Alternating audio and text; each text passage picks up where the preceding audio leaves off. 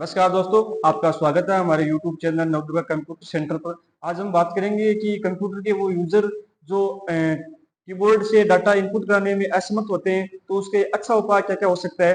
तो उसका एक सबसे अच्छा बेहतरीन उपाय ये होता है कि स्पीच रिकॉग्निशन द्वारा अपने मुंह ऐसे बोल के डाटा जो इनपुट किया जाता है, तो वो एक अच्छा उपाय है। लेकिन कुछ यूजर ऐसे होते हैं जो टाइपिंग कर सकते हैं लेकिन एक से ज्यादा की टाइप नहीं कर सकते, जैसे कि पैरालिसिस होते हैं या फिर लेप्रोग्राफी होते हैं, जिसकी यूजर की अंगुलियां सही तरीके से काम नहीं करती है। तो वो यूजर अपने डाटा को किस तरीके से कंप्यूटर में फीड करवाएगा, या फिर कुछ कॉम्बिनेशन की होते हैं जो दो या दो से अधिक एक साथ प्रेस करना होता है, तो वो कैसे डाटा को इनपुट करवाएगा। तो उसके लिए एक फंक्शन होता है जिसका नाम होता है स्टिक की, जिसका प्रयोग किस तरीके से होता है और इस फंक्शन को कैसे ऑन किया जाता है और कैसे ऑफ किया जाता है, उसके बारे में आज हमको प्रैक्टिकल करके बताएंगे इसका प्रयोग कैसे करते हैं। तो चलिए देखते हैं, आज प्रैक्टिकल करते हैं स्टिक की के बारे में। तो चलिए हम स्टिक की फंक्शन को ओपन करके दिखाते हैं कि किस तरीके से स्टिक की का उपयोग किया जाता है। तो सबसे पहले मैं कुछ विनवर्ड है उसको मैं ओपन करता हूं, और विनवर्ड को मैं वर्ड पैड में ओपन करता हूं। अब ये वर्ड पैड ओपन हो चुका है हमारा। अब टेक्स्ट एडिटर में मैं कुछ रैंडम टेक्स्ट लिखना चाहता हूं, तो मैं इक्वल RAND और सेमीकोलन प्रेस करता हूं। तो ये प्रोग्राम्स हैं वर्ड पैड के कुछ, जिसको हम इंटर करने से टेक्स्ट शो होते हैं।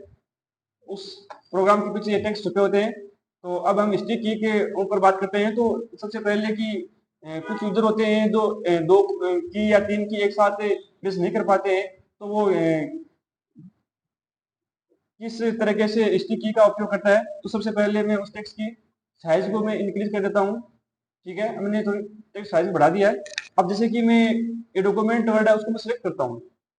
ठीक है, तो उसको कॉपी करने के लिए कंट्रोल और C एक साथ प्रेस करना होता है। तो जो यूजर है, जो विकलांग है, वो एक साथ प्रेस नहीं कर पाता है, तो स्टिक की का उपयोग करना होता है। तो जैसे ही मैं इसको बिना स्टिक की का फंक्शन ओपन किए हुए यदि कंट्रोल दबा के छोड़ देते हैं और C दबाते हैं, तो डॉक्यूमेंट हट जाता है और C इनपुट हो जाता है। ठीक है, तो इसमें कॉपी नहीं हुआ है। ठीक है, वापस मैं अंडू करता हूँ।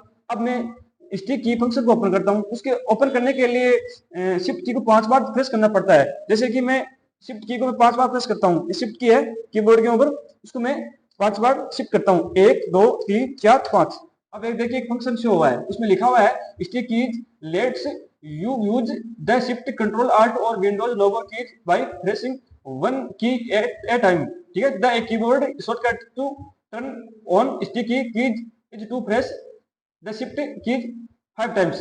तो मैं इस स्टिक की को यस करके मैं, ठीक है, और इसको फंक्शन को ऑन कर लिया है। अब मैं देखिए कंट्रोल दबा के मैं छोड़ देता हूँ, क्योंकि कंट्रोल कॉपी के लिए कंट्रोल C एक साथ दबाना पड़ता है। अब स्टिक की ओपन हो चुका है, अब एक साथ दबाने की जरूरत नहीं है।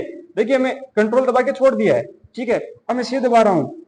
देखिए अब मैंने C दबाया तो कॉपी हो चुका है डॉक्यूमेंट की जगह। अब देखिए मैं दूसरी जगह डॉक्यूमेंट को पेस्ट करना है। अब इसे नीचे लाइन में मैं पेस्ट कर रहा हूँ।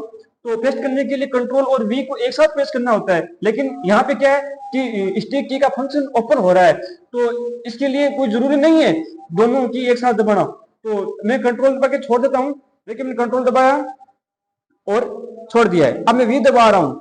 ठीक है, अब मैंने V दबाया, यहाँ पे डॉक्यूमेंट पेस्ट हो गया है। तो इस तरीके से स्टिक की का प्रयोग करके हम कॉपी या पेस्ट या दो से अधिक की कॉम्बिनेशन की को मैं एक ही अंगुली से प्रेस कर सकता हूँ। तो यह फंक्शन मैं समझता हूँ कि आप अच्छी तरीके से समझ में आएगा। धन्यवाद, जय हिंद, जय भारत।